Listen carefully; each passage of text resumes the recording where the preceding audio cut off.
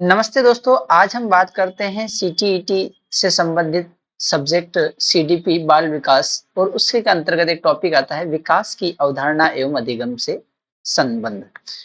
दोस्तों, यह सीडीपी का चैप्टर फर्स्ट कहा जा सकता है और इसी चैप्टर फर्स्ट के आज हम 50 एमसीक्यूज आप सभी के सामने लेकर के आए हैं। ये 50 एमसीक्यू सीटीईटी के हिसाब से बहुत बहुत ज्यादा इंपॉर्टेंट हो जाते हैं। चलिए without wasting your time start करते हैं। पहला, विकास की दिशा कौन सी होती है?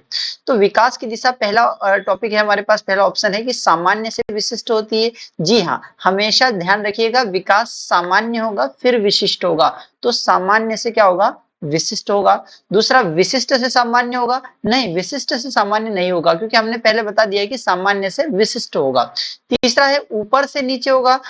ऊपर से नीचे होगा, हाँ ये ऊपर से नीचे होगा। कहा जा सकता है कि पहले मस्तिष्क का विकास होगा, पहले सिर का विकास होगा, फिर उसके बाद धड़ की लंबाई बढ़ेगी, तो ऊपर से नीचे होगा। इसको सेफिलोकॉर्डियल कहा जाता है। और नेक्स्ट है ए और सी दोनों। हाँ ठीक है, क्योंकि ए भी हमने करेक्ट किया है और सी भी करेक्ट किया है, इसलिए एक्चुअल में क्या होगा? डी ऑप्शन करेक्ट होगा कि ए और सी दोनों। उसके बाद आता है कि विकास शब्द का अर्थ क्या है? विकास का अर्थ क्या होता है? तो पहला ऑप्शन होता है मात्रा में परिवर्तन। विकास शब्द का अर्थ क्या किसी चीज की मात्रा में परिवर्तन हो सकता है? हाँ, ये हो सकता है। ठीक है। दूसरा, मात्र वृद्धि।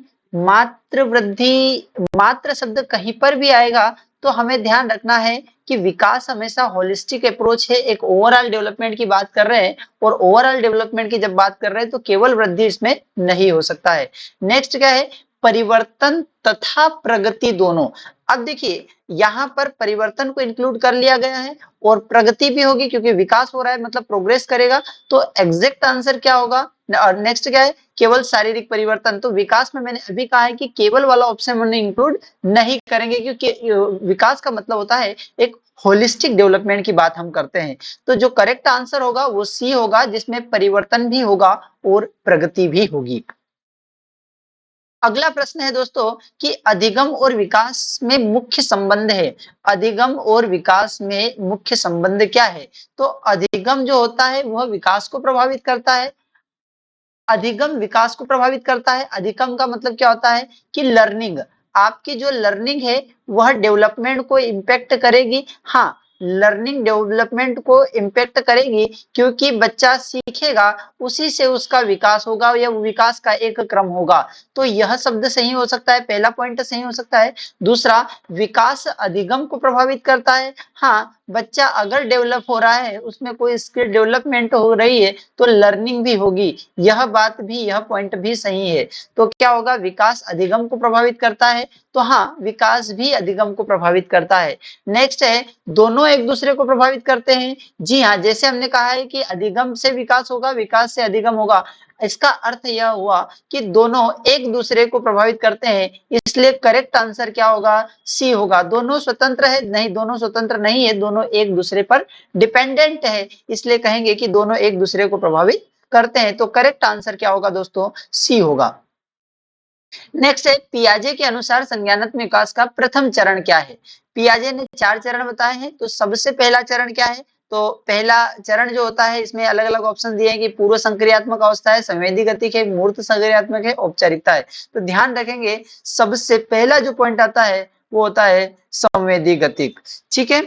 नेक्स्ट आता है दोस्तों कि वाइगोत्स्की के अनुसार अधिगम का मुख्य आधार क्या है? वाइगोत्स्की ने अधिगम का मुख्य आधार क्या बोला है? तो ध्यान रखेंगे, जब भी वाइगोत्स्की आएंगे तो वाइगोत्स्की के लिए बोलेंगे सामाजिक अंतरक्रिया। समाज से जो लर्निंग होती है उसी को किसने कहा? वाइगोत्स्की ने कहा। तो व्यक्तिगत प्रयास इसके अंतर्गत नहीं आएंगे। पुरस्कार और दंड जो होता है वो थॉर्नडाइक का सिद्धांत है। स्मृति इसके अंतर्गत नहीं आएगी। तो करेक्ट क्या होगा कि वाइगोत्स्की के अनुसार अधिगम का मुख्य आधार क्या है? तो सामाजिक अंतरक्रिया है। नेक्स्ट है दोस्तों कि विकास निम्नलिखित में से कौन सी विशेषता नहीं है? विकास की कौन सी विशेषता सही नहीं है? ध्यान रखेंगे, कई बार हम सही को भूल जाते हैं, कई बार नहीं को भूल जाते हैं। यहाँ दोनों को ध्यान रखना है कि सही नहीं है, अर्थात गलत की बात हो रही है। तो गलत क्या है कि विकास, इसमें से कौन सा गलत है? विकास निरंतर होता है, तो यह तो क्या है? सही है, क्योंकि विकास हमेशा रेगुलर है। विकास की गति समान होती है? नहीं, विकास की गति समान नहीं होती, विकास की गति असमान होती है। क्या होती है? असमान होती है, तो यहाँ पर ये क्या हो गया, गलत हो जाता है। विकास बहुआयामी होता है जी, मल्टी डायमेंशंस में विकास होता है। नेक्स्ट है विकास पूर्वानुमानित होता है, हाँ कुछ हद तक ये पूर्वानुमानित भी होता है। तो करेक्ट आंसर क्या है, तो इसमें जो कहा है जो कि सही नहीं है वो लगाना है, तो सही नहीं कौन सा है, बी वाला। तो यहाँ पर करेक्ट आंसर कौन सा हो जाता है आपका, बी हो जाता है कि विकास की गति समान होती है। अगला अगर हम बात करें दोस्तों कि संज्ञानात्मक विकास मुख्य रूप से संबंधित है, संज्ञानात्मक विकास मुख्य रूप से किससे संबंधित है, तो पियाजे का संज्ञानात्मक विकास सिद्धांत दिया है, तो पियाजे से संबंधित है। नेक्स्ट है अधिगम का सबसे प्रभाववादी सिद्धांत कौन सा है, तो अधिगम लर्निंग में सबसे प्रभावी सिद्धांत कौन सा होगा, रचनावाद होगा। कौन सा होगा, रचनात्मकता वाला होगा। नेक्स्ट है मूर्त संक्रियात्मक अवस्था की आयु है, मूर्त संक्रियात्मक अवस्था जो होती है दोस्तों वह 7 से 11 साल की जो अवस्था होती है उसे क्या कहा जाता है, मूर्त संक्रियात्मक अवस्था कहा जाता है। ZPD का अर्थ क्या होता है, zone of proximal development. Zone of proximal development किसने दिया था, तो दोस्तों ध्यान रखेंगे ये दिया था वाइगोत्स्की ने। किसने दिया था, वाइगोत्स्की ने। नेक्स्ट होता है विकास में अनुवांशिकता और पर्यावरण का संबंध है, विकास में अनुवांशिकता और पर्यावरण का संबंध है। तो हमें पता है कि हमने विकास के जब सिद्धांत पढ़े थे तो उसमें हमने कहा था कि अनुवांशिकता और पर्यावरण दोनों प्रभावित करते हैं। तो यहाँ पर ऑप्शंस आते हैं कि अनुवांशिकता प्रमुख है तो कोई प्रमुख नहीं होगा, पर्यावरण प्रमुख है कोई प्रमुख नहीं होगा, ये दोनों की अंतःक्रिया होती है। मतलब विकास में अनुवांशिकता भी अपना रोल प्ले करती है, पर्यावरण भी अपना रोल प्ले करता है, इसलिए करेक्ट आंसर क्या होगा, सी होगा। दोनों स्वतंत्र नहीं है, दोनों एक दूसरे पर डिपेंडेंट है, इसलिए अंतःक्रिया होगी। अगला होता है कि अधिगम स्थानांतरण, ट्रांसफर ऑफ लर्निंग का अर्थ क्या है, ट्रांसफर ऑफ लर्निंग का अर्थ क्या होता है, तो एक स्थिति में सीखा ज्ञान दूसरी स्थिति में उपयोग करना हो जाता है, वो अधिगम का ट्रांसफर हो जाता है। कैसे, जैसे कि आपने कार चलाना सीख लिया, आपने कार चलाना सीख लिया, अब आप किसी दूसरी कार में को जब चलाने जा रहे हैं या आप बस को चलाने जा रहे हैं, तो आपने पहले से जो ज्ञान लिया है कि आपने क्लच का ज्ञान ले लिया है, एक्सीलेटर का ज्ञान ले लिया है, तो आपका पूर्व ज्ञान आपके काम में आ रहा है। तो जब हमारा पूर्व ज्ञान हमारे किसी नए काम में आता है तो उसे कहा जाता है अधिगम स्थानांतरण। क्या कहा जाता है, अधिगम स्थानांतरण। तो एक स्थिति में सीखा ज्ञान दूसरी स्थिति में उपयोग अगर हो रहा है तो उसी को हम अधिगम स्थानांतरण कहेंगे। ये बार बार अभ्यास के अंतर्गत नहीं आता है, ये स्मृति परीक्षण के अंतर्गत नहीं आता है, ये कौशल विकास के अंतर्गत नहीं आता है।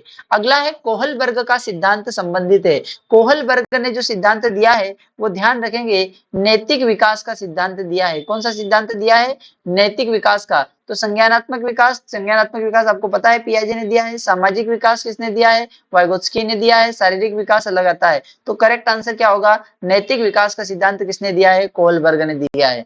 नेक्स्ट है सीखना एक सक्रिय प्रक्रिया है, सीखना एक सक्रिय प्रक्रिया है, यह किसका विचार है, तो यह हमेशा पियाजे भाई साहब ने दिया था। पियाजे ने क्या कहा था कि सीखना एक क्या है, सक्रिय प्रक्रिया है। नेक्स्ट आता है दोस्तों कि विकास की मूल्यांकन मुख्य रूप से होता है। विकास का मूल्यांकन आप कैसे करेंगे, मात्र उम्र के आधार पर। तो ध्यान रखेंगे कि मात्र शब्द जब कभी उपयोग होगा तो विकास को डेवलप नहीं करेगा, क्योंकि विकास एक होलिस्टिक अप्रोच की बात कर रहे हैं। तो मात्र उम्र के आधार पर विकास का अनुभव या मूल्यांकन नहीं किया जा सकता है। विकासात्मक कार्यों के आधार पर कि जितने भी डेवलपमेंट रिलेटेड चीजें हुई उसके आधार पर तो हाँ ये संभावना बन सकती है। कक्षा में प्रदर्शन के आधार पर, कक्षा में प्रदर्शन के आधार पर केवल विकास नहीं हो जा सकता, क्योंकि विकास में वृद्धि भी इंक्लूडेड है, विकास भी इंक्लूडेड है। उस व्यक्ति का सामाजिक, मानसिक, संज्ञानात्मक सभी प्रकार के विकास इसमें सम्मिलित होते हैं। इसलिए केवल कक्षा में प्रदर्शन के आधार पर इसको नहीं नापा जा सकता है और केवल आईक्यू के आधार पर नहीं मापा जा सकता है। तो करेक्ट आंसर क्या होगा दोस्तों, बी, कि विकासात्मक कार्यों के आधार पर हम विकास का मूल्यांकन करते हैं। नेक्स्ट है पूर्व संक्रियात्मक चरण में बच्चा मुख्य रूप से किस में विश्वास करता है। पूर्व संक्रियात्मक में क्या होता है कि अहं केंद्रिता होती है। अहं केंद्रित मतलब बच्चा क्या होगा, सेल्फ सेंट्रिक होगा। क्या होगा, सेल्फ सेंट्रिक होगा। नेक्स्ट होता है अधिगम में प्रेरणा का क्या महत्व है। अधिगम में प्रेरणा का मतलब है कि कोई काम कर रहे हैं, कोई काम कर रहे हैं और कोई अगर मोटिवेट कर दे, कोई मोटिवेट कर देगा तो हमें फायदा होगा ना, हमें अच्छा लगेगा ना, हमारा काम करने में मन करेगा ना। तो इसका अर्थ होता है कि अधिगम में मोटिवेशन का महत्व तो है, सीखने में महत्व का, तो सीखने में प्रेरणा का या मोटिवेशन का महत्व तो है, तो कोई महत्व नहीं है, नहीं ये तो गलत हो जाएगा। अधिगम की गति बढ़ाती है, हाँ सीखने की हमारी जो इसकी स्पीड है वो बढ़ जाएगी। केवल बाह्य प्रेरणा जरूरी नहीं, केवल बाह्य प्रेरणा भी नहीं होगी और केवल आंतरिक प्रेरणा भी नहीं हो सकती है। अगला है दोस्तों, एरिक्सन का मनोसामाजिक विकास सिद्धांत कितने चरणों में है? तो एरिक्सन का मनोसामाजिक सिद्धांत जो है वो 8 चरणों में बांटा गया है। कितने चरणों में बांटा गया है? 8। कक्षा में विविधता का सम्मान अधिगम को कैसे प्रभावित करती है? विविधता का सम्मान, कि लोग, सभी लोग अलग-अलग हैं, अलग-अलग स्किल्स है, अलग-अलग कौशल है, तो इसका सम्मान अगर हम करेंगे तो क्या ये लर्निंग को इम्पैक्ट करेगा? जी डेफिनेटली लर्निंग को इम्पैक्ट करेगा। क्या ये नकारात्मक रूप से इम्पैक्ट करेगा? जी नहीं, नकारात्मक नहीं होगा, क्योंकि विविधता को तो बढ़ावा देने की बात होती है, तो नकारात्मक नहीं होगा। सकारात्मक, हाँ सकारात्मक होगा। कोई प्रभाव नहीं, ऐसा हो ही नहीं सकता। केवल प्रतिभाशाली बच्चों पर नहीं, ऐसा भी नहीं है। विविधता अपने आप में सकारात्मक रूप से प्रभाव डालती है। बुद्धि का मुख्य सिद्धांत किसका है? तो बुद्धि का मुख्य सिद्धांत दोनों ने दिया है, गार्डनर ने भी दिया है और स्पीयरमैन ने भी दिया है। तो गार्डनर ने बहुबुद्धि का सिद्धांत दिया है, स्पीयरमैन ने द्विकारक दिया है, इसलिए दोनों सही हो जाएंगे। क्या हो जाएंगे? दोनों सही हो जाएंगे। दोनों गलत नहीं होंगे, क्योंकि दोनों ने बुद्धि का सिद्धांत दिया है। विकास की गति किस प्रकार की होती है? विकास की गति किस प्रकार की होती है? तो क्या निरंतर और नियमित होती है? ध्यान रखना कि विकास जो होता है, विकास तो निरंतर चलता रहता है, लेकिन नियमित नहीं होता है, वो अनियमित भी होता है। तो निरंतर और नियमित गलत हो जाएगा। असमान और अनियमित, असमान और अनियमित विकास क्यों हो सकता है? क्योंकि विकास एक फिक्स्ड समान तरीके से नहीं होता है और ना ही नियमित तरीके से होता है। तो क्या होगा? असमान और अनियमित होगा। केवल शारीरिक नहीं होगा, केवल मानसिक नहीं होगा। स्किनर का सिद्धांत है, स्किनर का जो सिद्धांत है वो कौन सा है? ऑपरेंट कंडीशनिंग, क्लासिकल कंडीशनिंग, अंतर्दृष्टि और अनुकरण। तो ध्यान रखने के स्किनर का सिद्धांत कौन सा है? ऑपरेंट कंडीशनिंग है। बच्चे का सामाजिक विकास मुख्य रूप से किस पर निर्भर करता है? तो बच्चे का सामाजिक विकास परिवार और विद्यालय पर निर्भर करेगा, केवल अनुवांशिकता, केवल खेल और टीवी पर। ध्यान रखना, जो भी केवल का रिप्लेस शब्द आएगा, ये केवल तो हो ही नहीं सकता, क्योंकि सामाजिक विकास जो होगा वो केवल किसी एक चीज पर डिपेंड नहीं कर सकता, है ना? तो अच्छा, ये टीवी, टीवी भी केवल वाली परिस्थिति हो गई है, इसलिए टीवी कुछ हद तक इसमें सहयोग करता है, लेकिन हम सामाजिक विकास की जब बात कर रहे हैं तो परिवार और विद्यालय की इसमें क्या होती है? मुख्य भूमिका होती है। अगला है, समावेशी शिक्षा का मुख्य आधार क्या है? समावेशी शिक्षा का मुख्य आधार क्या है?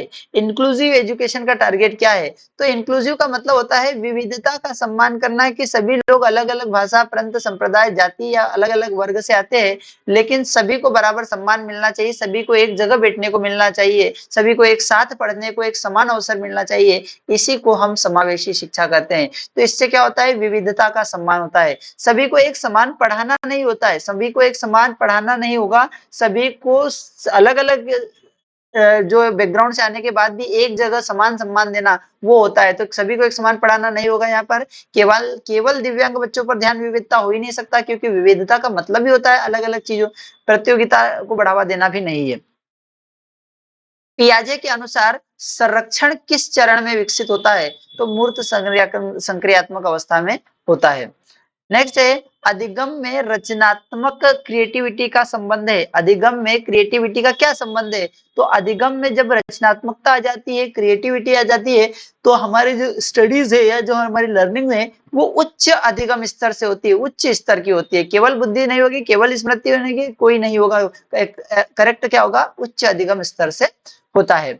भाषा विकास का प्रारंभिक चरण है। भाषा का जब विकास होगा तो सबसे पहले बच्चा क्या रोएगा, बड़बड़ाएगा, शब्द बोलेगा या वाक्य बोलेगा? रोना भाषा से संबंधित नहीं आता है, तो यहाँ पर क्या होगा? बड़बड़ाएगा, वो विकास का प्रारंभिक चरण होगा। सहयोगी अधिगम किस सिद्धांत पर आधारित है? सहयोगी अधिगम किस सिद्धांत पर आधारित है? तो वाइगोत्स्की के सिद्धांत, जिसमें कहा गया zone of proximal development. Zone of proximal development मतलब आप किसी कोई काम कर रहा है, अगर उसको सहयोग कर देते हैं तो उसकी लर्निंग फास्ट हो जाती है।